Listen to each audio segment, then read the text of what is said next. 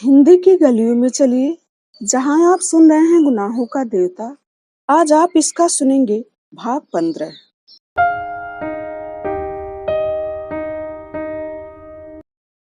सहसा पम्मी ने आंखें खोल दी और चंदर का कंधा पकड़कर बोली, कितना अच्छा हो अगर आदमी हमेशा संबंधों में एक दूरी रखे, सेक्स न आने दे।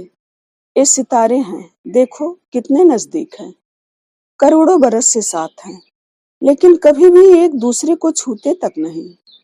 तभी तो संग नहीं पाता है। सहसा उसकी आवाज में जाने क्या छलक आया कि चंदर जैसे मदहोश हो गया। बोली वह, बस ऐसा हो कि आदमी अपने प्रेमास्पद को निकट लाकर छोड़ दे, उसको बांधे न। कुछ ऐसा हो कि होठों के पास खींचकर छोड़ दे। और पम्मी ने चंदर का माथा होठों तक लाकर छोड़ दिया। उसकी गरम गरम सांसें चंदर की पलकों पर बरस गई। कुछ ऐसा हो कि आदमी उसे अपने हृदय तक खींचकर फिर हटा दे। और चंदर को पम्मी ने अपनी बाहों में घेर कर अपने वक्ष तक खींचकर छोड़ दिया। वक्ष की गरमाई चंदर के रोम रोम में सुलग उठी। वह बेचैन हो उठा। उसके मन में आया कि वह अभी यहाँ से चला जाए, जाने कैसा लग रहा था उसे। सहसा पम्मी बोली, लेकिन नहीं, हम लोग मित्र हैं। और कपूर, तुम बहुत पवित्र हो, निष्कलंक हो, तुम पवित्र रहोगे। मैं जितनी दूरी, जितना अंतर, जितनी पवित्रता पसंद करती हूँ, वह तुम में है और हम लोगों में हमेशा निभेगी, जैसे इन सितारों में हमेशा निभती आई है। चंदर चुपचाप सोचने लगा, वह पवित्र है। एकाएक उसका मन जैसे उबने लगा, जैसे एक विहग शिशु घबराकर अपने नीड़ के लिए तड़प उठता है, वैसे ही वह इस वक्त तड़प उठा सुधा के पास जाने के लिए। क्यों? पता नहीं क्यों। यहाँ कुछ है जो उसे जकड़ लेना चाहता है। वह क्या करे? पम्मी उठी, वह भी उठा। बांस का मचान हिला, लहरों में हरकत हुई। करोड़ों साल से अलग और पवित्र सितारे आपस में टकराए और चूर चूर होकर बिखर गए। रात भर चंदर को ठीक से नींद नहीं आई। अब गर्मी काफी पड़ने लगी थी। एक सूती चादर से ज्यादा ओढ़ा नहीं जाता था और चंदर ने वह भी ओढ़ना छोड़ दिया था। लेकिन उस दिन रात को अक्सर एक अजब सी कपकपी उसे झकझोर जाती थी और वह कसकर चादर लपेट लेता था। फिर जब उसकी तबीयत घुटने लगती तो वह उठ बैठता था। उसे रात भर नींद नहीं आई। बार बार झपकी आई और लगा कि खिड़की के बाहर सुनसान अंधेरे में से अजब सी आवाजें आती हैं और नागिन बनकर उसकी सांसों में लिपट जाती हैं। वह परेशान हो उठता है। इतने में फिर कहीं से कोई मीठी सतरंगी संगीत की लहर की तरह आती है और उसे सचेत और सजग कर जाती है। एक बार उसने देखा कि सुधा और गेसु कहीं चली जा रही हैं। उसने गेसु को कभी देखा नहीं था, लेकिन उसने सपने में गेसु को पहचान लिया। लेकिन गेसु तो पम्मी की तरह गाउन पहने हुई थी। फिर देखा बिनती रो रही है और इतना बिलख बिलख कर रो रही है कि तबीयत घबरा जाए। घर में कोई नहीं है। चंदर समझ नहीं पाता कि वह क्या करे। अकेले घर में एक अपरिचित लड़की से बोलने का साहस भी नहीं होता था उसका। किसी तरह हिम्मत करके वह समीप पहुंचा तो देखा, अरे यह तो सुधा है। सुधा लुटी हुई सी मालूम पड़ती है और वह खूब हिम्मत करके सुधा के पास बैठ गया। उसने सोचा सुधा को आश्वासन दे, लेकिन उसके हाथों पर जाने कैसे सुकुमार जंजीरें कसी हुई हैं। उसके मुंह पर किसी की सांसों का भार है। वह निश्चेष्ट है। उसका मन उकला उठा। वह चौंक कर जाग गया तो देखा कि वह पसीने से तर है। वह उठकर टहलने लगा। वह जाग गया था, लेकिन फिर भी उसका मन स्वस्थ नहीं था। कमरे में ही टहलते टहलते वह फिर लेट गया। लगा जैसे सामने की खुली खिड़की से सैकड़ों तारे टूट टूट कर भयानक तेजी से आ रहे हैं और उसके माथे से टकरा टकरा कर चूर चूर हो जाते हैं। एक मर्मांतक पीड़ा उसकी नसों में खौल उठी और लगा जैसे उसके अंग अंग में चिताएं धधक रही हैं। जैसे तैसे रात कटी और सुबह उठते ही वह यूनिवर्सिटी जाने से पहले सुधा के यहाँ गया। सुधा लेटी हुई पढ़ रही थी। डॉक्टर शुक्ला पूजा कर रहे थे। बुआ जी शायद रात को चली गई थी, क्योंकि बिनती बैठी तरकारी काट रही थी और खुश नजर आ रही थी। चंदर सुधा के कमरे में गया। देखते ही सुधा मुस्कुरा पड़ी। बोली कुछ नहीं, लेकिन आते ही उसने चंदर के अंग अंग को अपनी निगाहों से स्वागत में समेट लिया। चंदर सुधा के पैरों के पास बैठ गया। कल रात को तुम कार लेकर वापस आए तो चुप्पे से चले गए। सुधा बोली, कहो, कल कौन कौन सा खेल देखा? कल बहुत बड़ा खेल देखा, बहुत बड़ा खेल सुधी। चंदर व्याकुलता से बोला। अरे जाने कैसा मन हो गया कि रात भर नींद ही नहीं आई। और उसके बाद चंदर सब बता गया। कैसे वह सिनेमा गया, उसने पम्मी से क्या बात की, उसके बाद कैसे कार पर उसने चंदर के पास खींच लिया, कैसे वे लोग मैकफर्सन झील गए और वहां पम्मी पागल हो उठी, फिर कैसे चंदर को एकदम सुधा की याद आने लगी, और फिर रात भर चंदर को कैसे कैसे सपने आए। सुधा बहुत गंभीर होकर मुंह में पेंसिल दबाए कोहनी टेकी बस चुपचाप सुनती रही और अंत में बोली, तो तुम इतने परेशान क्यों हो गए चंदर? उसने तो अच्छी ही बात कही थी। वह तो अच्छा ही है कि ये सब जिसे तुम सेक्स कहते हो वह संबंधों में न आए। इसमें क्या बुराई है? क्या तुम चाहते हो कि सेक्स आए? कभी नहीं। तुम मुझे अभी तक नहीं समझ पाई। तो ठीक है, तुम भी नहीं चाहते कि सेक्स आए और वह भी नहीं चाहती कि सेक्स आए, तो झगड़ा क्या है? क्यों, तुम उदास क्यों हो गए इतने? सुधा बोली बड़े अचरज से। लेकिन उसका व्यवहार कैसा है? चंदर ने सुधा से कहा। ठीक तो है, उसने बता दिया तुम्हें कि कितना अंतर होना चाहिए। समझ गए? तुम लालची आदमी, चाहते होगे कि वह भी अंतर न रहे, इसीलिए तुम उदास हो गए। छी! होठों में मुस्कुराहट और आंखों में शरारत की झलक छिपाते हुए सुधा बोली। तुम तो मजाक करने लगी, चंदर बोला। सुधा सिर्फ चंदर की ओर देखकर मुस्कुराती रही। चंदर सामने लगी हुई तस्वीर की ओर देखता रहा।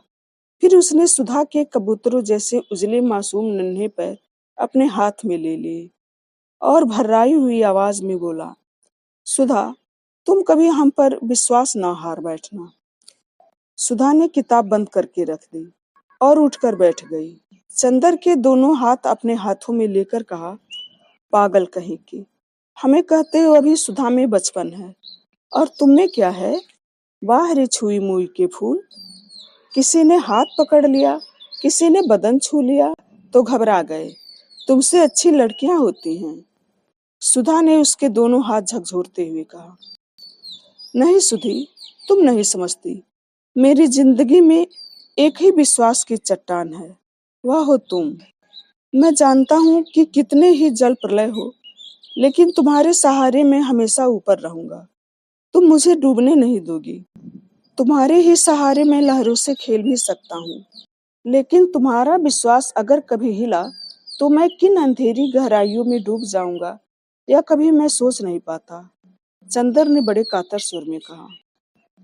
सुधा बहुत गंभीर हो गई। क्षण भर वह चंदर के चेहरे की ओर देखती रही, फिर चंदर के माथे पर झूलती हुई एक लट को ठीक करती हुई बोली, चंदर, और मैं किसके विश्वास पर चल रही हूँ, बोलो? लेकिन मैंने तो कभी नहीं कहा कि चंदर अपना विश्वास मत हारना। और क्या कहूँ, मुझे अपने चंदर पर पूरा विश्वास है, मरते दम तक विश्वास रहेगा। फिर तुम्हारा मन इतना डगमगा क्यों गया? बुरी बात है ना? चंदर ने सुधा के कंधे पर अपना सिर रख दिया। सुधा ने उसका हाथ लेकर कहा, लाओ, यहाँ छुआ था पम्मी ने तुम्हें, और उसका हाथ होठों तक ले गई। चंदर कांप गया। आज सुधा को यह क्या हो गया है? लेकिन होठों तक हाथ ले जाकर झाड़ने फूकने वालों की तरह सुधा ने फूंक कर कहा, जाओ, तुम्हारे हाथ से पम्मी के स्पर्श का जहर उतर गया। अब तो ठीक हो गए, पवित्र हो गए, छू मंतर। चंदर हंस पड़ा। उसका मन शांत हो गया। सुधा में जादू था, सचमुच जादू था।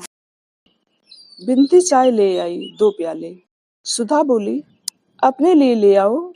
बिनती ने सिर हिलाया। सुधा ने चंदर की ओर देख के कहा, ये पगली जाने क्यों तुमसे झेपती है? झेपती कहाँ हूँ, बिन्ती ने प्रतिवाद किया और प्याला भी ले आई और जमीन पर बैठ गई। सुधा ने प्याला मुंह से लगाया और बोली, चंदर, तुमने पम्मी को गलत समझा है। पम्मी बहुत अच्छी लड़की है, तुमसे बड़ी भी है और तुमसे ज्यादा समझदार, और उसी तरह व्यवहार भी करती है। तुम अगर कुछ सोचते हो तो गलत सोचते हो। मेरा मतलब समझ गए ना? जी हाँ गुरुआनी जी, अच्छी तरह से। चंदर ने हाथ जोड़कर विनम्रता से कहा। बिन्ती हंस पड़ी और उसकी चाय छलक गई। नीचे रखी हुई चंदर की जरीदार पेशावरी सैंडल भीग गई। बिन्ती ने झुककर एक अंगूछे से उसे पोंछना चाहा तो सुधा चिल्ला उठी, हाँ हाँ, छुओ मत, कहीं इनकी सैंडल भी बाद में आके न रोने लगे। सुन बिन्ती, एक लड़की ने कल इन्हें छू लिया तो आप आज उदास थे। अभी तुम सैंडल छुओ तो कहीं जाके कोतवाली में रपट न कर दें। चंदर हंस पड़ा और उसका मन धुलकर ऐसे निखर गया जैसे शरद का नीलाभ आकाश। चंदर, पम्मी के यहाँ कब जाओगे? सुधा ने शरारत भरी मुस्कुराहट से पूछा। कल जाऊंगा। ठाकुर साहब पम्मी के हाथ अपनी कार बेच रहे हैं तो कागज पर दस्तखत करना है, चंदर ने कहा। अब मैं निडर हूँ। कहो बिन्ती, तुम्हारे ससुर का कोई खत नहीं आया? बिन्ती झेप गई। चंदर चल दिया। थोड़ी दूर जाकर फिर मुड़ा और बोला, अच्छा सुधा, आज तक जो काम हो बता दो, फिर 1 महीने तक मुझसे कोई मतलब नहीं। हम थीसिस पूरी करेंगे, समझी? समझे, हाथ पटक कर सुधा बोली। सचमुच 1.5 महीने तक चंदर को होश नहीं रहा कि कहाँ क्या हो रहा है। बिसरिया रोज सुधा को और बिन्ती को पढ़ाने आता रहा। सुधा और बिन्ती दोनों ही का इम्तिहान खत्म हो गया। पम्मी 2 बार सुधा और चंदर से मिलने आई, लेकिन चंदर एक बार भी उसके यहाँ नहीं गया। मिश्रा का एक खत बरेली से आया, लेकिन चंदर ने उसका भी जवाब नहीं दिया। डॉक्टर साहब ने अपनी पुस्तक के 2 अध्याय लिख डाले, लेकिन उसने एक दिन भी बहस नहीं की। बिन्ती बराबर उसे चाय, दूध, नाश्ता, शरबत और खरबूज देती रही, लेकिन चंदर ने एक बार भी उसके ससुर का नाम लेकर नहीं चिढ़ाया। सुधा क्या करती है, कहाँ जाती है, चंदर से क्या कहती है, चंदर को कोई होश नहीं। बस उसका पेन, उसके कागज, स्टडी रूम की मेज, और चंदर है कि आखिर थीसिस पूरी करके ही माना।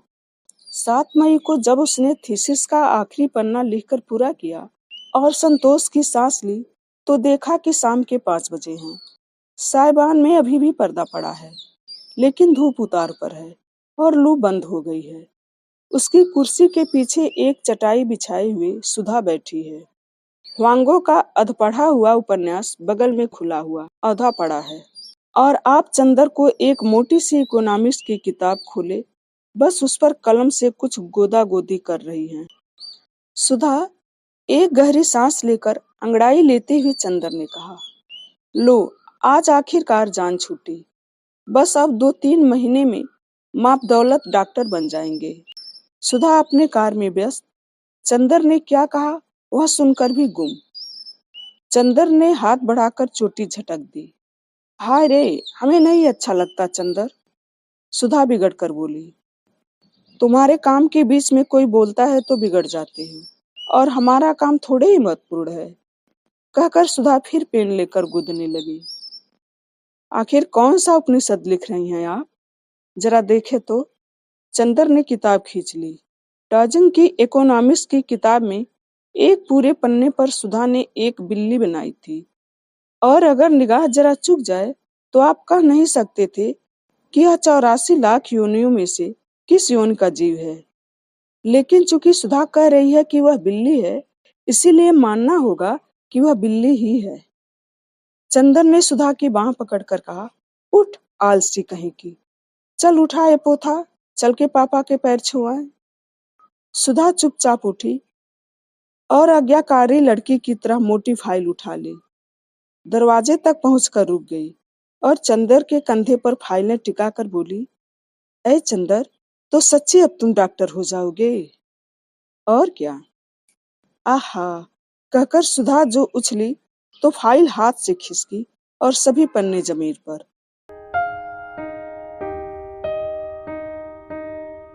गुनाहों का देवता आज यहीं तक।